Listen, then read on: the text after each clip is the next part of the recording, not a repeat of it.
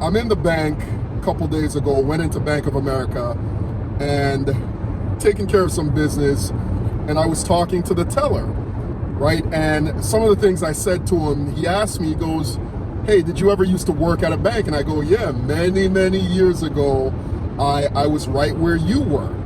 And I could see that he wasn't having a good day. He was a little nervous. I think he was a new teller, and he was, making a cashier's check for me. He made a couple of mistakes and he had to do the check over again. And I told him, "Don't worry about it, man. Take your time." He was behind that really thick bulletproof glass. So I asked him, "Hey, do you feel safe behind the glass?" And he was like, "Yeah." And I was like, "Let me tell you a story about the time I got robbed when I was a teller." So those of you who've been in Florida for a long time will know the name Barnett Bank. They were a Florida bank maybe about 30 years ago or so. They got taken over by Nations Bank, which was then taken over by Bank of America. But anyways, back then, right out of high school, I was a teller for Barnett Bank. And back then they used to have what's called roving tellers, right? So you would be a teller that would go to whatever branch needed the support. If they had somebody that called in sick, or if they had someone that was out on vacation, you would get your assignment to go to that branch either that morning, or maybe you'd be assigned to a particular bank for an entire week or 2 weeks or something like that. So I'm assigned to the North Miami Beach branch. I never forget, because every time I drive by that branch, I think it's a Bank of America branch right now. It might even be a completely different bank. Anyways, at the corner of 163rd, North Miami Beach Boulevard, and Northeast 8th Avenue. That's the branch I was assigned to. So I think it was around lunchtime, a little before lunchtime maybe. I'm standing there helping a customer, and in runs a guy, and I remember it like it was yesterday. He's wearing a fisherman hat, a bandana, runs in with a semi-automatic pistol. "Nobody move!"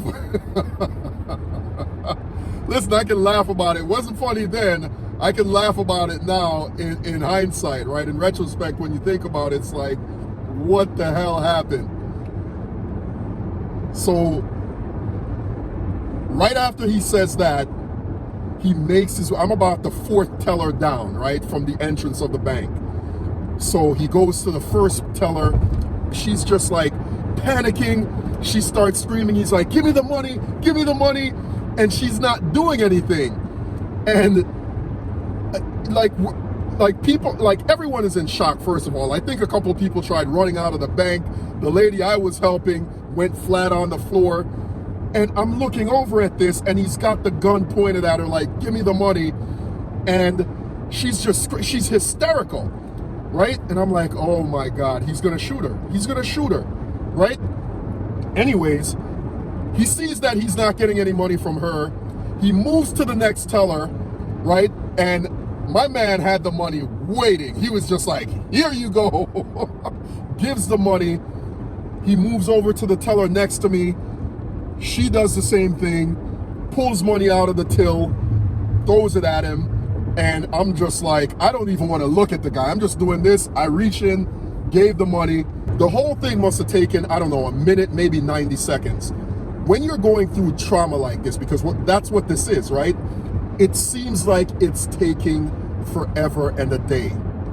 But when the FBI finally came and they interviewed all of us, it really took about 90 seconds, right? Just goes to show you how your mind processes things. Because if you had asked me how long that whole episode took, I would have told you 5 or 6 minutes. It took about 90 seconds between the time, probably less than that. I think they said it was 70 something seconds or 80 something seconds between the time he ran in with the gun, went down the line to all the tellers, got the money, and ran out.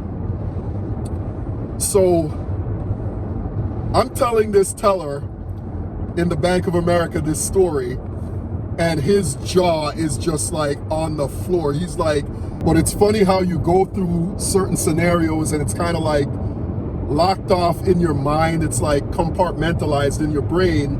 and you don't think about it till you're in certain situations. I mean, obviously, I'd never forget an event like that, but still, it was going to the Bank of America and seeing the bulletproof glass and dealing with the guy that made me recall all of it and, you know, tell the story to the people there. But I say this to make the point that, and this is what I told the young guy that just started as a teller, don't take your experience here working as a teller for granted, right? Because every part of your life informs and contributes to the next chapter in your life, right? Because even today, ask anyone who's ever been a teller and they'll tell you they cannot count money and have the faces turned around or faced the wrong way, right? It's kind of like a pet peeve of people in the banking industry, especially if you were a teller. Some of the pointers I learned as a teller working in banking helps me today in business, right? In terms of how fast I can count money, being able to balance a spreadsheet, right? Being able to reconcile accounts for my own business, you know, all started with me working at Barnett Bank and, you know, working around money and talking to people in business, and just, you know, every person I would help would have a different story and you know, give me pointers on different things. So soak up every experience you have, no matter what it is you're doing, no matter how insignificant you think it may be today, it will benefit you in the future, I promise you. I hope you enjoyed this story, guys. Don't forget to like, share, and subscribe. Talk to you soon.